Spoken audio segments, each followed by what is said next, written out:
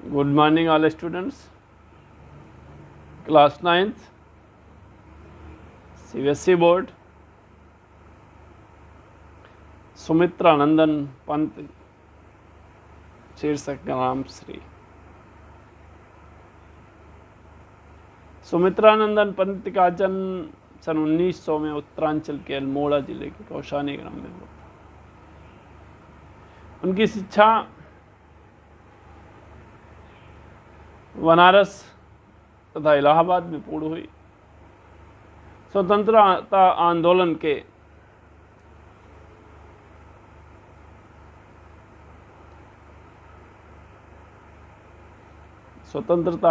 के दौरान महात्मा गांधी के आने पर उन्होंने कॉलेज छोड़ दिया।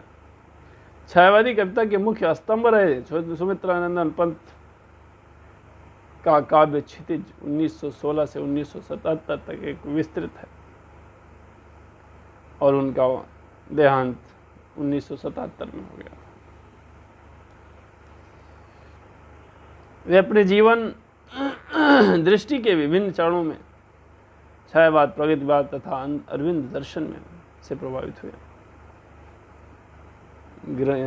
वीरा, गुंजन, ग्रंथि, ग्राम्य, पल्लव, युगांत, स्वर, किरण, स्वर, धूल, कला और बूढ़ा चाँद वगैरह आदि उनकी मुख्य कृतियां हैं। उन्हें साहित्य अकादमी, भारतीय ज्ञानपीठ, सोवियत लैंड नेहरू पुरस्कार से सम्मानित किया गया। उनकी कविता में प्रकृति तथा मनुष्य के अंतरंग संबंधों की पहचान है। उन्होंने आधुनिक हिंदी कविता को एक नई अभिव्यंजना पद्धति और काव्य भाषा द्वारा समृद्ध किया है। अभिव्यक्ति के लिए सटीक शब्दों के चयन के कारण वह शब्द शिल्पी कवि कहे जाते हैं। तो छायावाद के एक बड़े प्रमुख स्तंभ हैं और छायावाद के स्तंभ होने के नाते कवि ग्रामश्री शीर्षक पर चर्चा करता है। तो उस ग्रामश्री में आपको बताना चाहेंगे कि पंत जी ने प्रकृति और मनुष्य के अंतरंग संबंधों को उजागर करते हुए ग्रामश्री कविता की रचना की है। इस कविता में पंत जी ने गांव के प्राकृतिक सुंदरता और सुख वैभव का मनोहारी वर्णन किया है। सुमित्रा नंदन पंत जी के अनुसार गांव के खेतों में दूर दूर तक लहलहाती फसलें, फूल फलों से लदी पेड़ों की डालियां और पवित्र गंगा की रेत उन्हें रोमांचित करती है। अपने इस अलौकिक रोमांच को पंत जी ने कविता में बड़ी ही कुशलता एवं विचित्रता के साथ अभिव्यक्त किया है। ऐसे में गांव से जुड़े हुए जो भी संबंध हैं, जो भी इस काव्य पाठ के माध्यम से आपको अवगत कराया है, वह सब अपने आप में अलौकिक है। ऐसे में फैली खेतों में दूर तलक मखमल की कोमल हरियाली लिपटी, जिससे रब की किरणें चांदी सी उजली जाली। तिनकों के हरे हरे तन पर हिलहरित रुधिर है रहा झलक, श्यामल भूतल पर झुका हुआ नभ का चिर निर्मल नील फलक।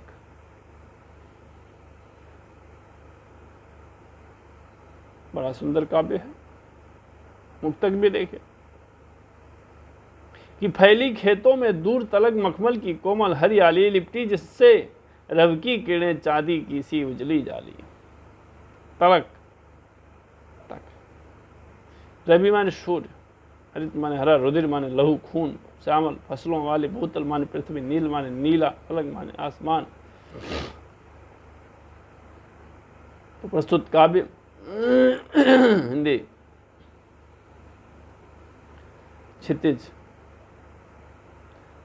से संकलित है, जो ग्रामश्री से लिया गया है। सुमित्रा पंत जी इस कविता में भारतीय ग्राम की प्राकृतिक सुंदरता का वर्णन करते हुए कह रहे हैं कि फैली खेतों में दूर तलक मखमल की कोमल हरियाली, यानी गांव के खेतों में दूर दूर तक हरियाली छाई हुई, खेतों में दूर दूर तक हरियाली छाई हुई है, अर्थात चतुर्दिक हरा भरा मौसम। ऐसा मौसम हरा भरा सा दिखाई दे रहा है। और यह हरियाली बड़ी ही सुकोमल है। दिन में सूर्य की किरणों से यह सुंदरता और बढ़ जाती है। दिन में सूर्य की किरणों की रोशनी से यह सुंदरता और बढ़ जाती है, अत्यधिक मनोरम हो जाती है, मन को आकर्षित करने लगती है।